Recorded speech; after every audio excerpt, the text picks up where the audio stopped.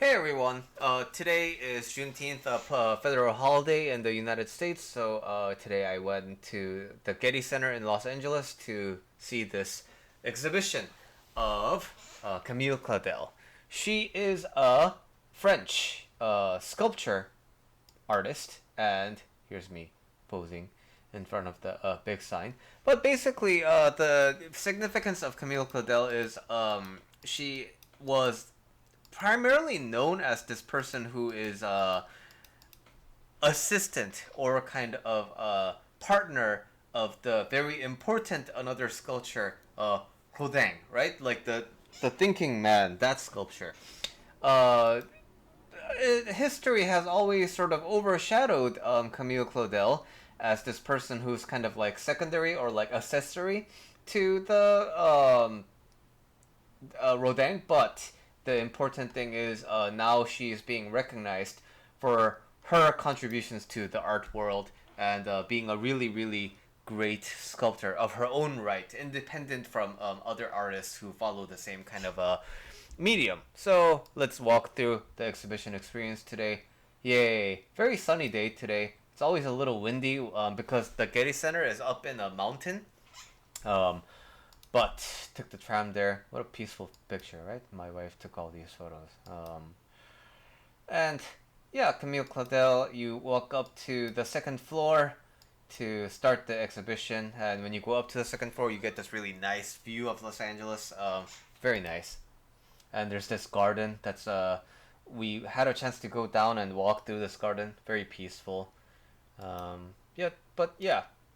Also, let's talk about it after this. But here is Camille Claudel, very rare and admirable artist indeed. So the first thing that really stood out to me is her works feature a lot of facial expressions, and it does a very good job of capturing the very transparent looks at ordinary life. So this is her little brother, Paul, and these are a little less on the details, but you can see how the expressions aren't these like glamorous artistic ones, but they're very real, right? And look at the anatomy on this work, right? Like all the back muscles and the look at this deltoid and the bicep and the triceps. It's crazy. And some of these are terracotta, some of these are bronze, and some of these are plaster. But man, marble, if you think about it, it's all chisel and hammer, right? And to achieve this kind of realistic, yeah, it's just kind of, it's just sounds insane to me. This is one of her very famous works called The Waltz. And as you can see from this work, her work also features this lot of dynamic lines. So when you look at sculptures, they're typically very grandiose and has this like really well composed in terms of balance, right? But she uses these very drastic asymmetrical lines, and the expressions of these fabrics is just kind of detailed to a crazy degree, and but this isn't really the primary point I wanted to make. But oh yeah, and this also you can see, right? This little this portion to the right was also isolated as a sculpture of its own, so you can see that's separated by itself. This is I think the three phases. Basically, the old version of mankind is leading the middle-aged version of mankind away from the youth. So those are some of the big themes at play here. Yeah, and this is the little child. Another one of her very famous works. This is a dog gnawing on a bone. But what I really found interesting from this kind of busts of figures, familiar faces, is its remarkable similarity to Norman Rockwell. So Norman Rockwell is like an artist with a lot of art from the 1940s, 50s, and the 60s, right? And when you look at these paintings by Rockwell, you get to see these really candid and ordinary and playful expressions of the kind of the ordinary man in the United States at these times, right? But Claudel was in the 1800s and the very early 1900s, so it's completely kind of a different time era. But I think it's so crazy how she's able to sort of capture that style, and I guess some types of art are truly timeless and can resonate across different generations. But going back to some more art, this is the same dog gnawing on a bone, and yeah, these are some other interesting mediums. This is bronze onyx. It's like a stone. It's like a slab of stone that's different from marble. As you can see, this one's marble, and apparently this one is influenced by Japanese art. And you can see that behind here there's this little electrical thing, and you will see why that is in a second. Another one that shows off a lot of the good like anatomy details and the fabric work. It's just kind of insanely detailed. And this is the frontal view without the wooden piece. And this is the sleeping dreamer, and apparently this one was commissioned by a lot of people and gifted to a lot of people, because this ordinary image of a person reclining next to a fireplace and just kind of like sleeping, dozing off, gives a kind of a idyllic, peaceful, yeah, fireside dream, right? And aura. And here is the cool part. It has a little room for this LED or like a light bulb in the back, so that it lights up and it gives you the kind of that peaceful feeling of sitting by a fire place. So cast by Eugene Blot, Blot or Blot because it's French, recalled his success selling versions of Fireside Dream by placing a small red light bulb behind the logs. The fire's electric glow and the reflections produced on the bronze figure heightened the emotional intensity of this intimate and melancholy scene. Blow and Claudel understood the commercial appeal of such a nightlight. So yeah, this was kind of like a nightlight, and this had some commercial success as well as some artistic success as well. Artistic acclaim, should I say. And this was the flute player. My wife made a comment about how the hand was just kind of oversized, and she noticed how that was a little bit funky. To be completely honest, I didn't even notice until she pointed it out, so guess why I'm not an artist, but she is.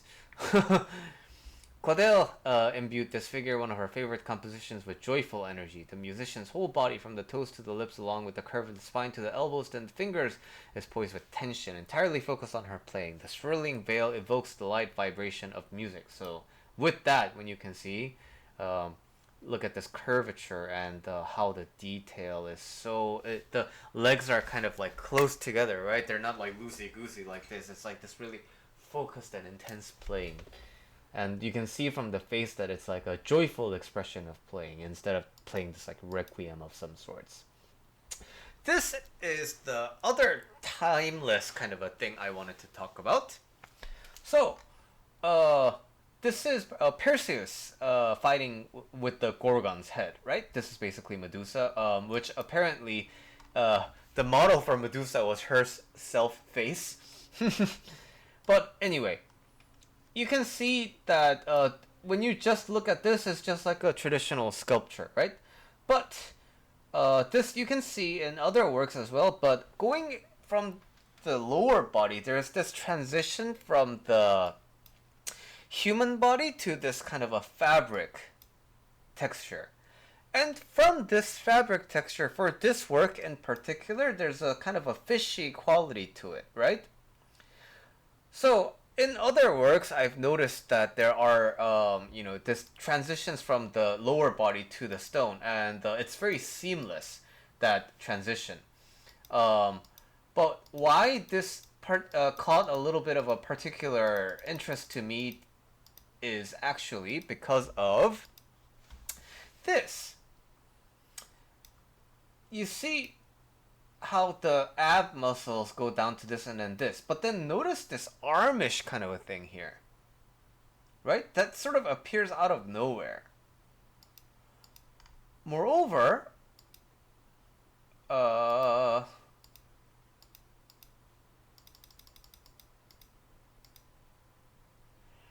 you can see that these are not just things that look like arms, but it's actually like arms. And they pop up out of nowhere from this stone, or like bronze, or like this platform. And what's also funny is that behind his Perseus's leg, there's like a third leg that actually looks like the legit leg. Let me see if I took a photo of that. I did. This one. So you see this kneeling foot and this kneeling foot, but these are just part of the stone, and it has nothing to do with the actual two legs that are standing, that Perseus is standing on, right? So why this is interesting to me is this really resembles AI art, right?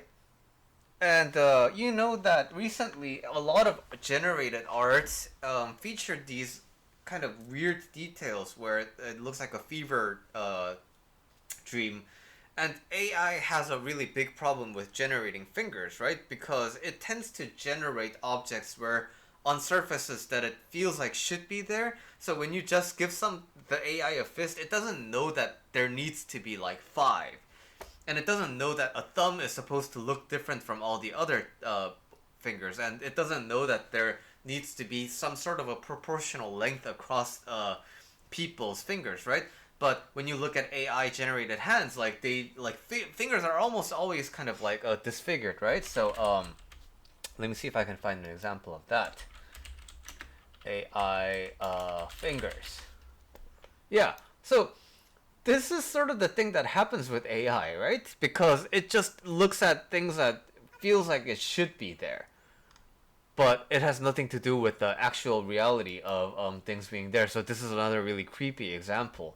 And so for Camille Claudel to have done this kind of really generative AI work in real life in a sculpture in the early 1900s was it was very mind-blowing to me, and really showed how forward-thinking some people can be. And in that sense, it's sort of like predicting the future, right? I thought that was like just immensely cool.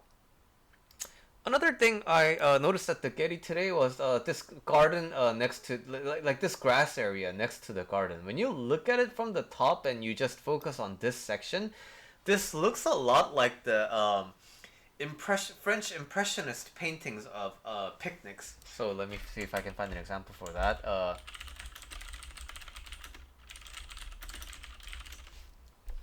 Yeah,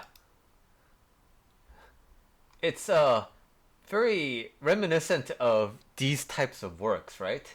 Especially like the Seurat's kind of work, um, and so again, if you see this, right, like art imitates life. I thought that was really really cool.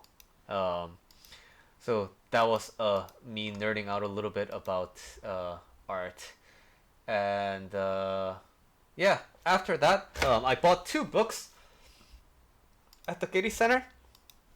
So you can see this is my little book. One book I bought was this is the Getty Center, and they happen to sell the book by J. Paul Getty, How to Be Rich. And man, if he has enough money to create this like multi-building museum in the heart of Los Angeles, I definitely have a thing or two to learn from him, right? So I bought that book, and another book I bought like a essay. It's about body parts. Let me actually show you because it's a little bit interesting. Before that, let me pause the recording so that I don't needlessly. And we're back. So this is the book I was talking about, J. Paul Getty, How to Be Rich, and the other book is Linda Nochlin on the body. So this is an essay about from an art historian about how fragmented, mutilated, and fetishized representation of the human body came to constitute a distinctively modern view of the world. So the essay itself sounds interesting, but what I also liked is that this book is not that thick, and it's also not that big, right?